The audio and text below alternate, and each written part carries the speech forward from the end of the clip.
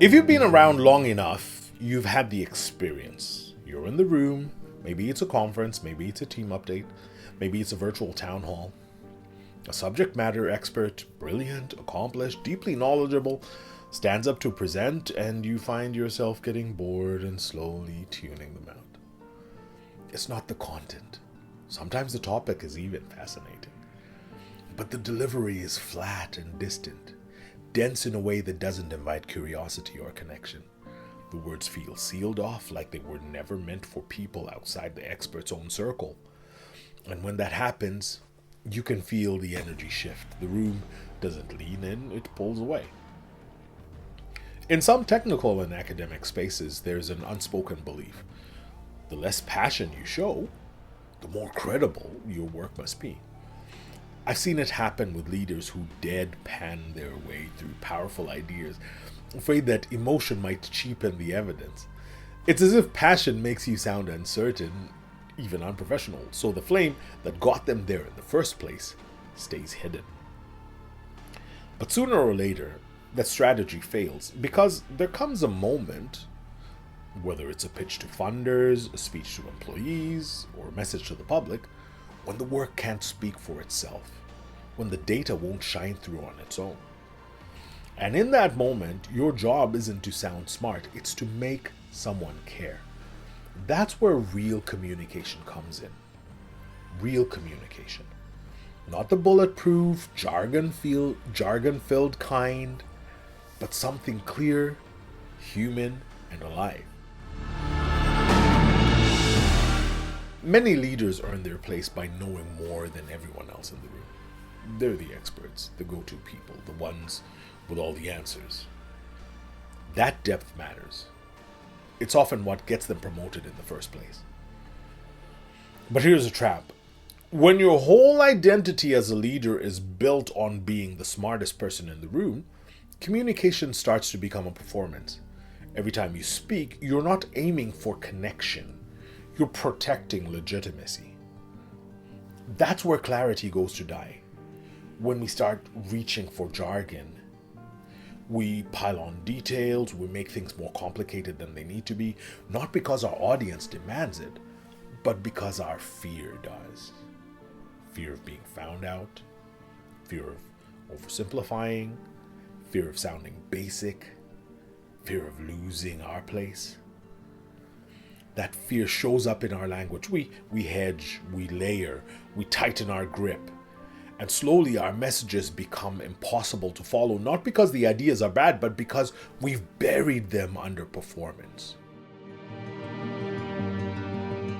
I've seen this in the kind of spaces where policy, science, or bureaucracy define the rules of engagement. In places like these, credentials don't just bolster your experience, they become part of the social currency that determines who gets the mic and who fades into the background. It's not only about what you know, but whether you can deliver it in a way that fits the institutional grammar. The tone, the cadence, the polish, all of it contributes to what feels like a quiet performance of belonging. And this is where fear creeps in. It's not that people will actually think you lack depth if you simplify. It's that you're afraid they will.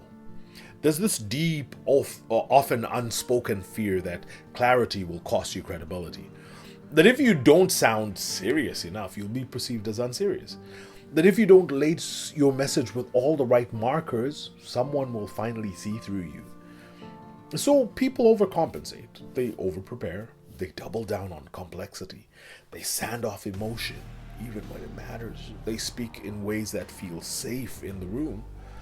But those same habits make it harder for their message to land with the people who need to hear it the most.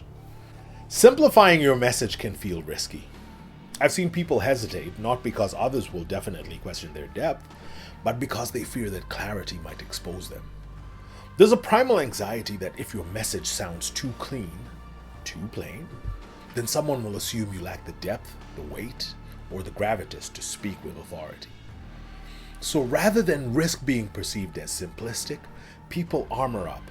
They thicken their language. They throw in technical terms, pad their points, remove the emotion. It becomes a form of self-protection, a way of saying, see, I belong here. But somewhere in the middle of all that effort, the message gets lost. Not because it wasn't valuable, but because it couldn't breathe. Here's what gets missed in that shuffle. Leadership isn't about sounding like you know the way. It's about helping people see the way and want to walk it with you. So how do we make the turn? How do we shift from performing our expertise to actually communicating with impact? Start by naming the fear. Say it out loud, at least to yourself. Because as long as it stays hidden, it will keep running the show. Then choose something different. Stop treating communication as an extension of your CV. Start treating it like a service to your audience. Your job isn't to impress, it's to be understood. Your role isn't to dominate the space, it's to create space enough that others can step into it and see a future they want to help build.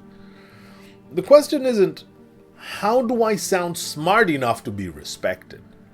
The better question is, how do I make this clear enough to be remembered, shared, and acted on?